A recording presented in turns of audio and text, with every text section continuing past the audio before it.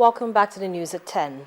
About 6.4 million adults in Nigeria are involuntarily or passively exposed to tobacco smoke. On our Focus on Health tonight, our correspondent Yomi Otaigbe reports that when passed into law, Nigeria's National Tobacco Control Bill will be a groundbreaking measure that could save the lives of millions of Nigerians from tobacco-related diseases and death.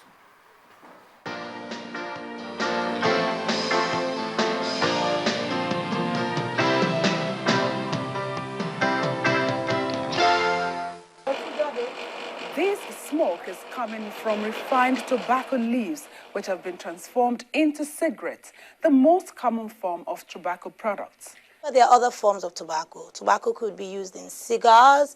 It could be, some people even, we have what we call hand-rolled tobacco, where some people just roll up, this is common in rural areas, where people just roll up the leaves and ignite it and smoke. Now there's another important form of tobacco which is gaining interest in the health community, and that's what we call smokeless tobacco. And any form of tobacco that doesn't require to be ignited or to be burned is called smokeless tobacco. There are different forms. It could be chewed, it could be drunk, and there are many local ways, and sometimes even manufactured ways of taking smokeless tobacco. Now, both smoked and smokeless tobacco are harmful to health. As sleek as these cigarettes or other forms of tobacco may be portrayed, in them lies diseases and preventable deaths. The World Health Organization estimates global mortality from tobacco-related illnesses to be at 6 million each year. Going by Global Adult Tobacco Survey by the WHO and Nigeria's Federal Ministry of Health, 4.5 million adults in Nigeria currently use tobacco products.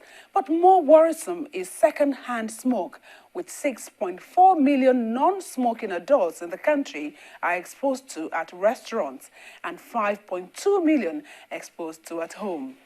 The predisposition to that is just being around whoever smokes. It may be maybe in a restaurant where you have someone there smoking, an enclosed area, even when it's an open air environment. For instance, a father smoking in the lobby of the house, or maybe in the compound where the children are playing. You know, the children, you don't segment the atmosphere. You know, the tobacco smoke is right there, and then they inhale it. If you have any person who smokes around you, ask them to just not come near you, because if you're by a smoker, you actually inhale much more than the person smoking. The person smoking smokes through a filter. You are getting the side stream, not filtered. So you have as much risk as a person who is smoking. Over 7,000 chemicals have been identified in tobacco smoke. And of these, 69 of them are known carcinogens. That means that they are known cancer-causing agents. The systems of the body that are primarily involved are the respiratory system. That's the system whereby we inhale. That's for those that use smoked tobacco. So we'll be looking at cancers of the throat, cancers of the lungs. Now, aside from cancer, heart disease, not many people are aware that smoking is a major risk factor for heart disease. I guess no one should wish for any of these diseases. The question then is there hope for those who find themselves entangled in the web of tobacco use? While the law against smoking in public places is enforced in Lagos and Abuja, and the anti-tobacco communities remain at the forefront of ensuring the total free public spaces through the Nigerian National Tobacco Control Bill, the duty to protect yourself lies with you. Yomi Otaigbe reporting for Channels Television News.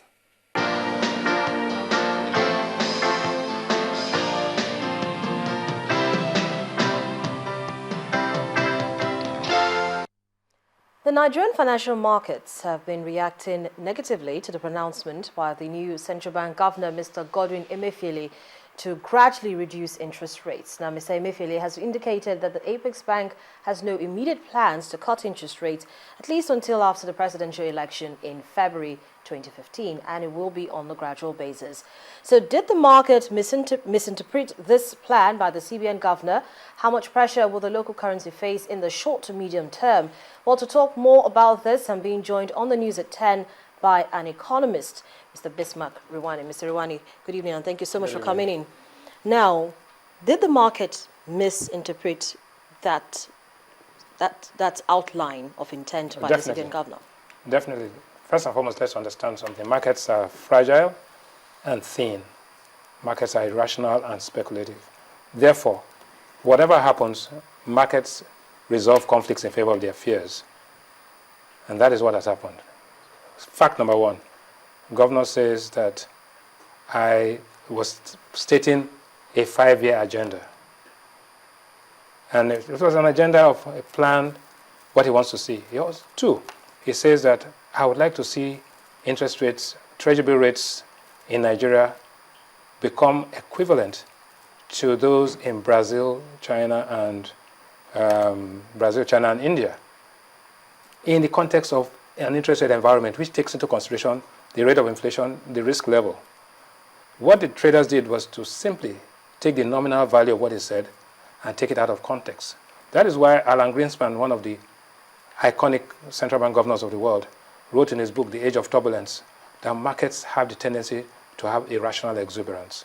What you saw was irrational exuberance. Now, what happened was that the central bank governor of Nigeria announced at 10 a.m. his agenda. At 2:15 p.m., Mario Draghi, the governor of the European Central Bank, announced for the first time that interest rates in Europe are going to be negative. In other words, you are going to pay the banks to hold your deposits. That historic event actually sent the European markets into turmoil. The Nigerian Naira and the Nigerian markets were caught in the crosswinds of this event. If the governor of the Nigerian Central Bank had made his announcement after the European Central Bank, this inconsistency wouldn't have happened. Now, let's go back to what happened. The Naira went from 162 to 164.6 in the interbank market. In the power market, it went from 165 to 168. Markets exaggerate themselves in any directions. Currency volatility is a natural phenomenon of currency markets. What's going to happen? The markets are going to correct themselves and come back to equilibrium. It doesn't take away from the fundamental weakness or strength of the Naira. But what is happening is that first of all, new governor, new agenda, announcement at the same time as the European Central Bank is happening. But I want you to differentiate between dollar strengthening and Naira weakness. If you stay where you are and the dollar strengthens, relatively you are weakening. And because the European Union, in terms of international trade, 31% of our trade is with the European Union. The European currency fell after that announcement to a 4-month low. So all other currencies went in that same direction except for the dollar, which strengthened. So the Nigerian currency was actually caught in this currency turbulence. And happening on the next day was a Friday. The markets took a defensive position that I'm not going to have a long position going into the weekend. So definitely that's what it is. What you're going to see on Monday, Tuesday, Wednesday is the market will come back towards a general dynamic equilibrium. So, Mr. Rewani, are we going to still see, because these speculations actually will continue to fuel the kind of pressure we should be expecting to see on the Naira. So will that pressure continue? And if the pressure continues, most likely we should also see the external reserves, maybe, for instance, dipping. It's interesting you say that. On Friday, the external reserves actually increased after 17 days of consistent depletion. It increased based on Thursday level, but on Friday, actually, the reserve went up by over $1 billion to 38 point something billion dollars. That is the first time it has crossed that level in the past 3 months. So Friday was a game changer. The reserves go up, the currency goes down. The European currency is in turmoil. So in the short to medium term now, what should we expect to see at the market? In the short to medium term, the market will trade along the same range until July 22nd, when the MPC meets. At that point in time, the new governor will have to address with the Monetary Policy Committee, address the issues of the next 2 months. You take currency values in a very short-term basis. The governor is the chairman of the Monetary Policy Committee. He has 1 vote. And so it's not an administrator general. He's a leader of a team. And whatever happens, based on the parameters that they find themselves, they will take a decision in the best interest of the country at that time. So whether the governor likes it or he doesn't like it, he would act accordingly. Don't forget, he's an experienced manager, and he also was the managing director of Zenith Bank. So in that agenda speech, he raised the issue of blacklisting borrowers. And he also raised the issue of non-performing loans of banks. Zenith Bank, where he comes from, has almost the best record in terms of non-performing loans. And so transferring that culture and shifting the emphasis to the performance of banks in the question of their credit quality, the portfolio, the quality of their credit risk assets is a very important dimension at this time. So markets will go in all in direction and they will stabilize, but the quality of the portfolio of the banks is very important for financial system stability. What about for businesses? Well, the businesses have to deal with one thing. That is the cost of borrowing, which is the interest rate, is tied to the rate of inflation. We have inflation rates at 8%, right now 7.9%, and we have treasury rates about 10.25. There is definitely a positive rate of return. And apart from that, the rate of money supply growth is much lower than the rate of growth of the GDP, which means that there's a negative inflation gap. In other words, inflationary pressures are not as high as they would be. And therefore, businesses should expect interest rates to remain at the same level going until at least July 22nd, when it will be reviewed. So nothing dramatic is going to happen until then, and the markets will calm down. And I think the Monetary Policy Committee will do their job, and the agenda, which is a statement of intent, will have to be discussed. It will be a topic of discussion for the next 5 years. Well, Mr. Rwani, thank you so much for joining us on the News at 10 and sharing your thoughts with us. Thank you very much. Well, I've been speaking with an economist and is also the Managing Director, Chief Executive Officer of Financial Derivatives Company Limited, Mr. Bismarck Rwani, and we've been taking a look at some of the latest pronouncements by the CBN Governor, Mr. Godwin Emefiele, which actually the market reacted negatively to. Let's cross over to our business studios now, and Mark Ogun is standing by.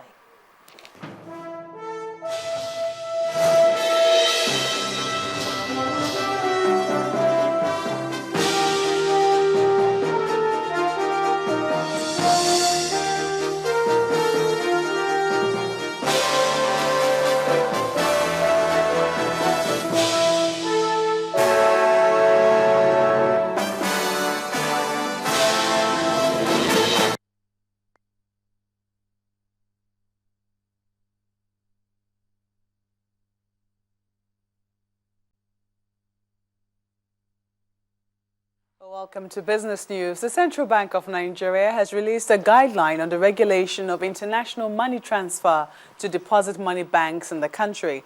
According to a circular by the Apex Bank, some of the objectives of the exposure draft are to provide minimum standards and requirements for international money transfer services operations in Nigeria and specify delivery channels for offering international money transfer both for inbound and outbound transactions in a cost-effective manner. In addition, the guideline is to provide minimum technical and business requirements for various participants in international money transfer services in the country. The commercial banks are expected to submit their input to the draft guideline on or before June the 20th. Now, the federal government plans to raise 70 billion naira in 3- and 10-year bonds at an auction next week. According to the Debt Management Office, it will issue 35 billion naira each in the papers, which will have maturities in August 2016 and March 2024, respectively. The bonds are reopenings of earlier issues. And interbank lending rates eased to an average of 10.5% on the back of increased liquidity from retired treasury bills and refunds on excess payments of cash reserve requirements. The open buyback eased to 10.25%, overnight placement dropped to 10.5%, while call money fell to 10.75%. Traders believe the cost of borrowing among banks should stay low next week, owing to prevailing excess liquidity in the system. And going to the local bourse, the all-share index gained by 0.13% to close at 41,529.11 points this week. However, a lower turnover of 1.876 billion units of shares was recorded, as against 1.9 billion shares traded in the previous week. The financial services sector led on the volume chart with 1.381 billion shares valued at 15.55 billion naira. 42 stocks appreciated in price during the week, led by Ashaka Cement, Forte Oil, and Transnational Corporation of Nigeria, while Caverton Offshore Support Group, Berger Paint, and Julius Berger led the laggards list. And that's a wrap on business news at 10. Harriet will be back with the rest of the news at 10.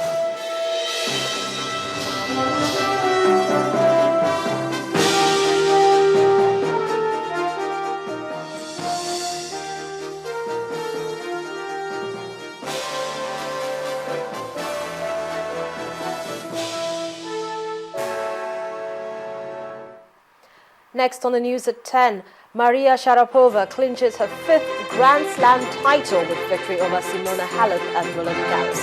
That's in sports news. Please stay with us.